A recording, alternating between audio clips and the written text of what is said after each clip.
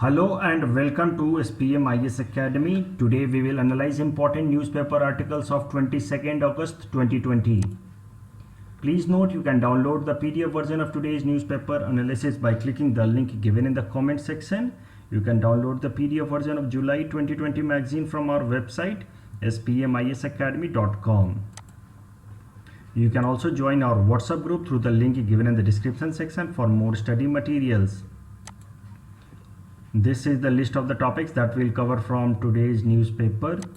And the first article is taken from editorial segment. It is about Mulgaonkar principle, and this topic is important from our syllabus paper 3 governance point of view. सबसे पहले इस article का context समझते हैं. तो देखो, this article has been written in context of contempt of court charge against lawyer Prashant Bhushan for his remarks against chief justice of India S A Bobde. इस article को हम लोग डिटेल में डिस्कस कर चुके हैं in our newspaper analysis of 18 August 2020, जहाँ पे मैंने आपको बताया कि कैसे इंडिया के काफ़ी एमिनेंट लॉयर प्रशांत भूषण ने एक ट्वीट करके chief justice of India S A Bobde का ये इमेज शेयर किया, और जहाँ पे उन्होंने कंडेम किया, क्रिटिसाइज़ किया चीफ जस्टिस ऑफ इंडिया को, जिसमें वो देखे जा रहे हैं riding a bike of ₹50 lakh and this bike belonged to a BJP leader. तो इसको क्रिटिसाइज़ किया प्रशांत भूषण साहब ने. उन्होंने कहा कि एक चीफ जस्टिस ऑफ इंडिया को इस तरीके से किसी भी पॉलिटिशियन का बाइक चलाना सही नहीं रहता, वो भी लॉकडाउन के टाइम में बिना हेलमेट के, और ख़ासकर तब जब सुप्रीम कोर्ट खुद बंद है उस टाइम में चीफ जस्टिस ऑफ इंडिया इस तरह से इमेज शेयर कर रहे हैं, इस तरह से इमेज निकाल रहे हैं, वो सही नहीं है. इस पे प्रशांत भूषण के खिलाफ क्रिमिनल कंटेम्प्ट ऑफ कोर्ट का चार्ज लगाया गया, और उस केस में प्रशांत भूषण को अब गिल्टी भी पाया गया है. तो अब प्रशांत भूषण को इसके कारण अब सज़ा भी हो सकती है. तो अब सुप्रीम कोर्ट ने प्रशांत भूषण को 3 से 4 दिन का समय दिया है. सुप्रीम कोर्ट ने कहा है कि आप ठंडे दिमाग से सोचो और अपने स्टेटमेंट को वापस ले लो और अपोलोजाइज करो सुप्रीम कोर्ट के सामने, आप माफ़ी मांगो. और अगर वो माफ़ी नहीं मांगते तो सुप्रीम कोर्ट फिर उन्हें सज़ा भी दे सकती है, हो सकता है उन्हें 6 महीने या 1 साल के लिए जेल भी हो जाए. लेकिन प्रशांत भूषण का क्या रिएक्शन है वो भी जरा देखते हैं. प्रशांत भूषण ने साफ साफ मना कर दिया है. He has said that I do not ask for mercy, आप मुझे जेल भेज दीजिए. He is not ready to apologise. उनका ऐसा मानना है कि his remarks was a fair criticism and not contempt of court. और फिर उन्होंने ये भी कहा है कि no institution of any democratic country can be beyond criticism. अगर हम ट्रू सेंस में डेमोक्रेसी को फॉलो कर रहे हैं तो हमारे देश का कोई भी इंस्टीट्यूशन, चाहे वो प्राइम मिनिस्टर ऑफिस हो, चाहे वो पार्लियामेंट हो या इवन सुप्रीम कोर्ट हो, सबको क्रिटिसिज्म को लेना चाहिए राइट डायरेक्शन में, पॉजिटिव स्पिरिट में. No institution can claim that it is beyond criticism, क्योंकि criticism is an integral part of democracy. अब इस मुलगांवकर प्रिंसिपल को समझने के लिए थोड़ा और बैकग्राउंड समझते हैं.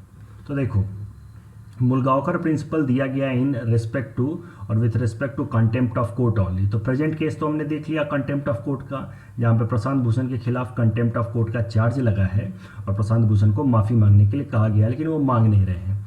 तो अब कंटेम्प्ट ऑफ कोर्ट को लेकर के सुप्रीम कोर्ट ने 1978 में ही एक प्रिंसिपल दिया था कि कंटेम्प्ट ऑफ कोर्ट कब कब इस्तेमाल किया जाना चाहिए.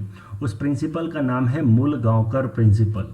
तो ये मुलगांवकर प्रिंसिपल कौन से कॉन्टेक्स्ट में दिया गया और ये मुलगांवकर प्रिंसिपल एक्चुअली है क्या, इसको अब हम समझेंगे. तो इसको समझने के लिए पहले हमें बैकग्राउंड समझना होगा. तो देखो, 1975 से 1977 तक आपको पता है कि हमारे देश में इमरजेंसी चल रही थी, और इमरजेंसी के दौरान कई सारे लोगों के कुछ basic fundamental rights, legal rights violate हुए थे. तो उसमें से एक केस है ऑफ शिवकांत शुक्ला. शिवकांत शुक्ला को अरेस्ट किया गया 1976 में, और फिर इन्होंने केस किया सुप्रीम कोर्ट में अगेंस्ट हिज अरेस्ट. क्योंकि इन्होंने केस कौन से ग्राउंड पे किया वो भी ज़रा देखते हैं. उन्होंने सुप्रीम कोर्ट में केस किया कि उनका जो अरेस्ट था, उनका जो डिटेंशन था वो इलीगल था, क्योंकि उनको किसी भी कोर्ट के सामने नहीं रखा गया. वैसे तो आपको पता है कि there is a constitutional provision, there is a fundamental right कि अगर किसी भी इंसान को अरेस्ट किया जाता है then that person should be put in front of a judicial magistrate within 24 hours of his arrest, his और हर अरेस्ट. लेकिन ऐसा इनको नहीं रखा गया और इनको इलीगल तरीके से डिटेन किया गया, ऐसा इनका क्लेम करना था. और इस बेसिस पे इन्होंने सुप्रीम कोर्ट के अंदर अपने डिटेंशन को, अपने अरेस्ट को चैलेंज कर दिया. And he filed a habeas corpus petition writ petition under Article 32. तो आपको पता है कि Article 32 also guarantees a kind of fundamental right. This guarantees the right to ensure fundamental rights. तो इसके अंदर 5 रिट्स हैं जिसमें सुप्रीम कोर्ट इंडिविजुअल्स के फंडामेंटल राइट्स को इंश्योर कराता। तो उसमें से एक रिट है रिगार्डिंग हैबियस कॉर्पस। आपने बेसिक पॉलिटी में जरूर पढ़ रखा होगा, मैं ये प्रिज्यूम करके चल रहा हूँ। तो अगर एक इंसान को इलीगल तरीके से मान लो डिटेन करके रखा जाता है, अरेस्ट करके रखा जाता है, तो उस केस में वो इंसान या उसके रिलेटिव्स वो सुप्रीम कोर्ट में अंडर आर्टिकल 32 एक पिटीशन फाइल कर सकते हैं, हैबियस कॉर्पस रिट पिटीशन, जिसमें उसके डिटेंशन को चैलेंज किया जा सकता है कि इसको इलीगल तरीके से डिटेन किया गया, इसको इलीगल तरीके से अरेस्ट किया गया और इसको रिलीज कर दिया जाए। तो इसी तरह का एक हैबियस कॉर्पस पिटीशन इन्होंने फाइल कर दिया सुप्रीम कोर्ट के अंदर, और उस फिर केस का नाम रखा गया ADM Jabalpur versus Shivkant Shukla case. जो ये सुप्रीम कोर्ट के अंदर ये रिट पिटीशन फाइल की गई, उस केस का ये नाम है। तो अब ये ADM Jabalpur versus Shivkant Shukla case of 1976 में 5 जजेज की बेंच बैठाई गई। उसमें चीफ जस्टिस एएन राय भी थे उस टाइम के, और दूसरे जजेस थे justice PN Bhagwati, justice YV Chandrachud, justice MH Beg, justice HR Khanna. और इस 5 जजेज के बेंच ने in this ADM Jabalpur versus Shivkant Shukla case में अपना जजमेंट सुनाया। उसमें इन 4 जजेज ने, justice AN Ray, PN Bhagwati, YV Chandrachud and justice MH Beg, इन चारों ने पाया कि शिवकांत शुक्ला का जो डिटेंशन है, शिवकांत शुक्ला का जो अरेस्ट है, वो जस्टिफाइड है, वो सही है, और इसमें सरकार गलत नहीं है। सरकार के जो भी अथॉरिटीज़ हैं, जैसे कि इस केस में एडीएम जबलपुर हैं, वो अपने जगह पे सही हैं। बस एक ऐसे जज थे जस्टिस एचआर खन्ना, जिन्होंने इस डिटेंशन का, इस अरेस्ट का अपोज किया था। उनका मानना था कि ये डिटेंशन इलीगल है, लेकिन 4:1 के रेशियो में ये डिसीजन पास हो गया, क्योंकि 4 जजेस सपोर्ट कर रहे थे कि इनका डिटेंशन जस्टिफाइड था, और ये जजमेंट गवर्नमेंट के फेवर में दे दिया गया। उस टाइम में तो इमरजेंसी चल रही थी 1976 में, तो इस कारण से इसका कुछ खास क्रिटिसिज्म हुआ नहीं, क्योंकि न्यूज़पेपर वगैरह पे या फिर बाकी सारे जो मीडियम ऑफ एक्सप्रेशन थे, मीडिया थी, उन सब पे स्ट्रिक्ट रेगुलेशंस लगाए जा रहे थे at the time of emergency. तो उस कारण से शिवकांत शुक्ला केस का उस टाइम में कुछ खास क्रिटिसिज्म हुआ नहीं इसके जजमेंट का। लेकिन जब इमरजेंसी ख़त्म हो गई 1977 के दिसंबर में ही, इस जजमेंट को लेकर के जजेज को काफ़ी क्रिटिसाइज़ किया गया। वो जजेज जिन्होंने ये जजमेंट सुनाया था, उनको काफ़ी क्रिटिसाइज़ किया गया। ऐसा क्रिटिसिज्म था कि ये जजेज जो है सरकार के डायरेक्शंस पे काम कर रहे थे। उस टाइम की सरकार, प्रधानमंत्री इंदिरा गांधी जी के डायरेक्शंस पे काम कर रहे थे, और सरकार ने इनको डायरेक्ट किया था कि आप ये जजमेंट सरकार के फेवर में दें और शिवकांत शुक्ला के डिटेंशन को, उनके अरेस्ट को जस्टिफाई करें। इस तरह का क्रिटिसिज्म किया गया इन जजेज का, और इस तरह का कई सारे आर्टिकल पब्लिश हुए, खासकर टाइम्स ऑफ इंडिया में, और उस टाइम के इंडियन एक्सप्रेस में आर्टिकल पब्लिश हुआ। और एक स्पेशल एडिशन पब्लिश हुआ था दिसंबर 1977 में अगेंस्ट दी जजेज in an article that was published in Indian Express. और उस इंडियन एक्सप्रेस आर्टिकल में देखो, ये 5 जजेस थे, उसमें से तो जस्टिस एचआर खन्ना ने तो अपोज किया था, तो इनको तो क्रिटिसाइज कर नहीं सकते, इन्होंने तो सरकार के खिलाफ स्टैंड लिया था। जस्टिस एएन रे रिटायर हो चुके थे, तो इस कारण से इनको भी क्रिटिसाइज नहीं किया गया, क्योंकि अब ये रिटायर हो चुके थे। ये 3 जजेज अभी भी सुप्रीम कोर्ट में थे, justice PN Bhagwati, justice YV Chandrachud and justice MH Beg. और जस्टिस एमएच बेग तो उस टाइम में चीफ जस्टिस ऑफ इंडिया भी बन गए थे। तो इन तीनों को क्रिटिसाइज किया गया ऑन द ग्राउंड कि ये 3 आगे सुप्रीम कोर्ट के जज बनने लायक नहीं हैं, क्योंकि ये लोग सरकार के डायरेक्टिव्स पे काम कर रहे थे। They were not independent, they were not free, and during the time of emergency उन्होंने सरकार के ऑर्डर्स के हिसाब से जुडिशरी को ब्रीच किया है, जुडिशरी के जो भी बेसिक फंक्शंस हैं उसको ब्रीच किया है। इस तरह का एलिगेशन लगा करके इन जजेस को कंडेम किया गया, क्रिटिसाइज किया गया in this article that was published in Indian express. अब उस पे, इस आर्टिकल पे एक्शन लेते हुए जस्टिस वाईबी चंद्रचूड़ ने कंटेम्प्ट ऑफ कोर्ट का केस स्टार्ट किया अगेंस्ट एस मुलगांवकर, जो उस टाइम के इंडियन एक्सप्रेस के एडिटर इन चीफ थे। तो एस मुलगांवकर के खिलाफ अब इस आर्टिकल के कारण एक कंटेम्प्ट ऑफ कोर्ट का केस शुरू हुआ, और इस कंटेम्प्ट ऑफ कोर्ट केस में 3 जजेस की बेंच बैठाई गई। वो 3 जजेस के बेंच में chief justice of India MH Beg खुद थे, इनका भी क्रिटिसिज्म हुआ था। उसके अलावा 2 जजेज और थे, justice P Kailasam and justice P Krishna Iyer. और इन 3 जजेज के बेंच ने 2:1 से फैसला सुनाया। Of course MH. बेग का क्रिटिसिज्म हुआ था, क्योंकि एम.एच. बेग भी पहले वाले शिवकांत शुक्ला केस में थे और उन्होंने सरकार के फेवर में डिसीजन दिया था। तो एम.एच. बेग तो ऑफ कोर्स इस केस में कंटेम्प्ट ऑफ कोर्ट के फेवर में थे कि एस मुलगांवकर के खिलाफ कंटेम्प्ट ऑफ कोर्ट का चार्ज लगाया जाए और उनको जेल भेजा जाए। लेकिन ये जो बाकी 2 जजेस थे, justice P Kailasam and justice Krishna Iyer, इन्होंने कंटेम्प्ट ऑफ कोर्ट चार्ज को डिसमिस कर दिया। And this case, Mulgaonkar case of 1978 was given, the judgment was given in favor of S. मुलगांवकर by 2:1। इन 2 जजेज ने मुलगांवकर के सपोर्ट में ही अपना वर्डिक्ट सुनाया और कहा कि इस केस में कंटेम्प्ट ऑफ कोर्ट का चार्ज नहीं लग सकता एस मुलगांवकर के ऊपर। और इस जजमेंट के बाद जस्टिस कृष्ण अय्यर ने फिर डिटेल में एक प्रिंसिपल ले डाउन करने की कोशिश की। उन्होंने एक स्टेटमेंट रिलीज़ किया जिसकी मदद से उन्होंने बताने की कोशिश की कि कौन कौन से केसेज में कंटेम्प्ट ऑफ कोर्ट का चार्ज लग सकता है। और इसको फिर इसके बाद से एक नाम से जाना जाता है मुलगांवकर प्रिंसिपल्स, कि Mulgaonkar principles are the principles under which contempt of court can be imposed against an individual, and this Mulgaonkar principle was given by Justice Krishna Iyer। तो after this judgement against S Mulgaonkar in 1978, जिसमें S मुलगांवकर को free कर दिया गया, उनके खिलाफ contempt of charges को withdraw कर लिए गए। उसके बाद जस्टिस कृष्णा अय्यर ने डिटेल में अपना जजमेंट सुनाया, कहा कि कब कब कंटेम्प्ट ऑफ कोर्ट का ये अटेम्प्ट लिया जाना चाहिए, कंटेम्प्ट ऑफ कोर्ट के चार्ज लगाए जाने चाहिए। फिर उनका स्टेटमेंट एक बार जरा पढ़ते हैं। उन्होंने कहा कि people have different thoughts like reverse, लोग अलग अलग तरीके के होते हैं, जैसे नदियाँ अलग अलग होती हैं वैसे लोग भी अलग अलग होते हैं।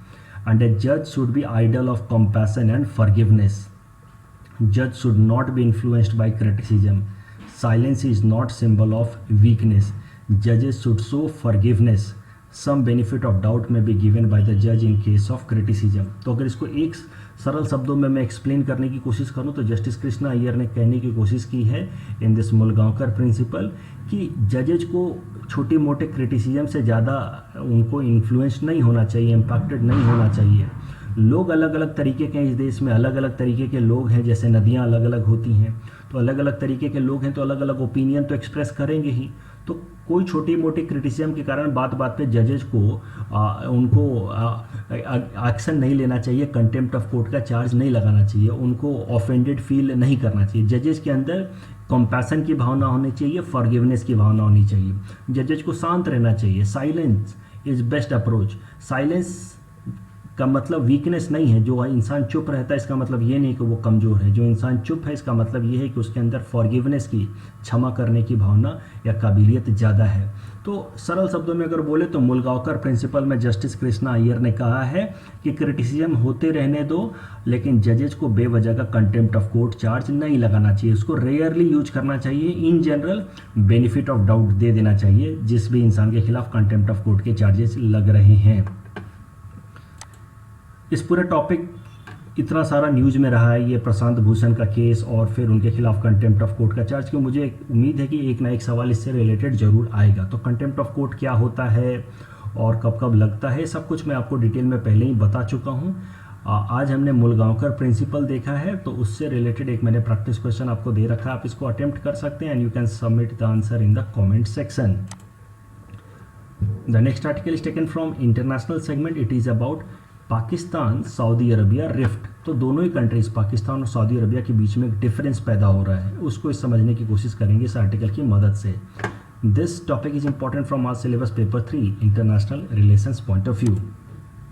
सबसे पहले इस आर्टिकल का बैकग्राउंड समझते तो देखो, हाल फिलहाल में 2 important country Pakistan and Saudi Arabia दोनों ही हमारे नेबरहुड कंट्रीज हैं और दोनों के बीच में रिफ्ट या डिफरेंसेस डेवलप हो रहे हैं। ट्रेडिशनली अगर देखा जाए तो दोनों ही कंट्री काफ़ी क्लोज रहे हैं, पाकिस्तान और सऊदी अरबिया काफ़ी क्लोज रहा है because of their Islamic background. दोनों ही इस्लाम रिलीजन को फॉलो करते हैं एज देयर नेशनल रिलीजन, इस कारण से दोनों के अंदर काफ़ी प्रॉक्सिमिटी रही है। लेकिन अब डिफरेंसेस पैदा हो रहे हैं, रिफ्ट पैदा हो रहे हैं दोनों ही देशों के बीच में। अगर आप हिस्टोरिकली देखें, ट्रेडिशनली देखें तो सऊदी अरबिया ने हमेशा पाकिस्तान की मदद की है अगेंस्ट इंडिया, लेकिन हाल फिलहाल में you will find a U turn in Saudi Arabia's foreign policy as far as India Pakistan relation is concern. हाल फिलहाल में आप देखेंगे कि Saudi Arabia pro India policy अपना रहा है and it is taking anti Pakistan stand.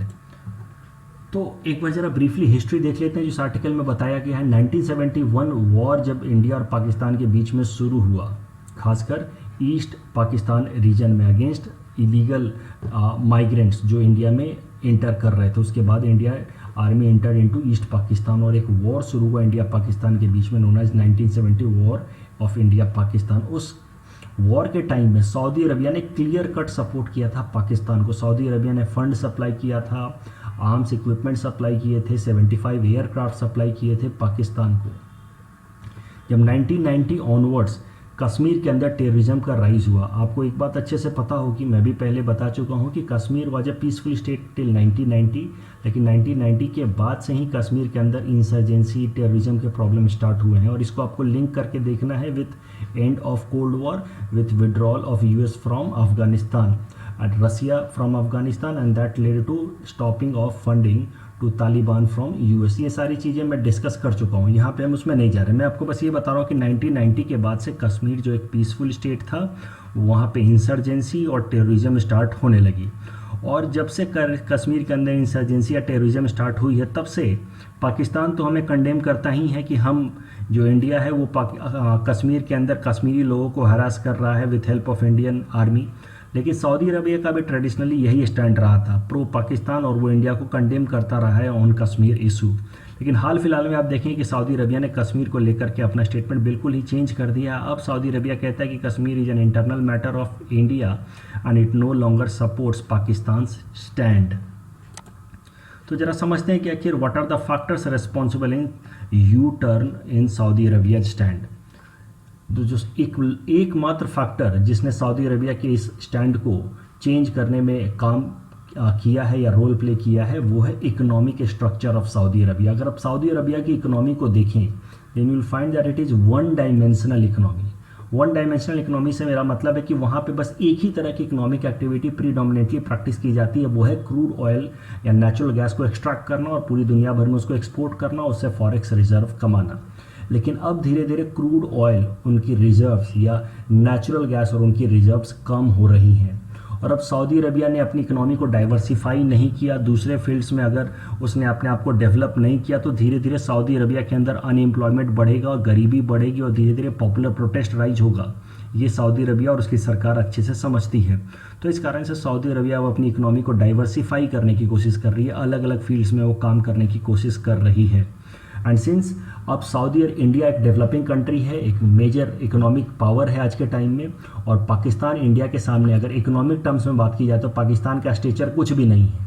तो इकोनॉमिक सेंस में सऊदी अरबिया को पाकिस्तान से रिलेशन रख के कुछ खास फ़ायदा नहीं है। और सऊदी अरबिया आने वाले टाइम में इकोनॉमिकली डेवलप करना चाहता है, वो अपने ट्रेड को बूस्ट करना चाहता है, एक्सपोर्ट को बूस्ट करना चाहता है, इन्वेस्टमेंट बढ़ाना चाहता है, और इस कारण से वो इंडिया के अंदर अपना एक फ्यूचर पोटेंशियल इकोनॉमिक पार्टनर देख रहा है। और इस कारण से सऊदी अरबिया आजकल एंटी पाकिस्तान और प्रो इंडिया स्टैंड ले रहा है। अगर इंडिया और सऊदी अरबिया के इकोनॉमिक रिलेशंस को देखें तो you will find that these two countries are hugely integrated. लगभग जो इंडिया 20% अपना जो टोटल जो क्रूड ऑयल इंडिया इंपोर्ट करता है, उसका 20% क्रूड ऑयल तो हम अकेले सऊदी अरबिया से इंपोर्ट करते हैं। $28 billion of bilateral trade happened between India and Saudi Arabia last year. 3 million NRIs work in Saudi Arabia. Major Indian export to Saudi Arabia, वो भी आप देख रखेंगे, आप याद रखेंगे for your answer writing. Mineral fuels, mineral oil, cereals, nuclear reactors, boilers, these are some of the major Indian exports to Saudi Arabia. The next article is taken from national segment. It is about Green Highway Project. This topic is important from our syllabus paper 4 infrastructure point of view. Green Highway Project क्या है, पहले इसको समझते हैं। देखो, Green Highway Project को implement करने के लिए पॉलिसी अनाउंस की गई थी 2015 में, जिस पॉलिसी का नाम था green highway plantation transportation beautification and maintenance policy of 2015, and this policy was launched by Ministry of Road Transport and Highway, and objective of this green highway project was to develop greening of the highway corridors. तो highways के around आप जो ये अलग अलग पेड़ पौधे देखते हैं, ग्रीनरी देखते हैं, these have been built under green highway policy that was brought in 2015 by Ministry of Road and Transport Highway. इससे क्या क्या बेनिफिट्स हो सकते हैं वो भी ज़रा ब्रीफली समझ लेते हैं। इससे ऑफ कोर्स एयर पोल्यूशन तो कम होगा ही होगा, उसके अलावा सॉइल इरोजन कम होगा। जब पेड़ होते हैं तो उनके रूट्स सॉइल्स को अपने साथ इंटैक्ट रखते हैं और उस कारण से सॉइल इरोजन कम होता है। At the same time since community participation will be increased, इनमें आसपास के गाँव के लोगों को इंक्लूड किया जाएगा फॉर दिस ग्रीनरी प्रोजेक्ट, और इस कारण से एम्प्लॉयमेंट भी जनरेट होगी इन रूरल एरियाज। और उम्मीद की जा रही है कि हर साल लगभग 5 लाख एम्प्लॉयमेंट जनरेट होती है because of this green highway project. उसके अलावा this green highway project will also help in fulfilment of India's commitment under Paris climate deal. तो पेरिस क्लाइमेट डील के अंदर इंडिया की 3 मेजर कमिटमेंट्स हैं under its intended nationally determined contribution. पहला commitment है that we will reduce our emission intensity by 33 to 35% by 2030 from 2005 level. अगर इसको सरल शब्दों में मैं बताऊं तो हम जो भी इमिशन करते थे, कार्बन इमिशन करते थे 2005 में, carbon emission per unit GDP, उसका लगभग 33 to 35% हम अपना इमिशन कम कर देंगे बाई 2030।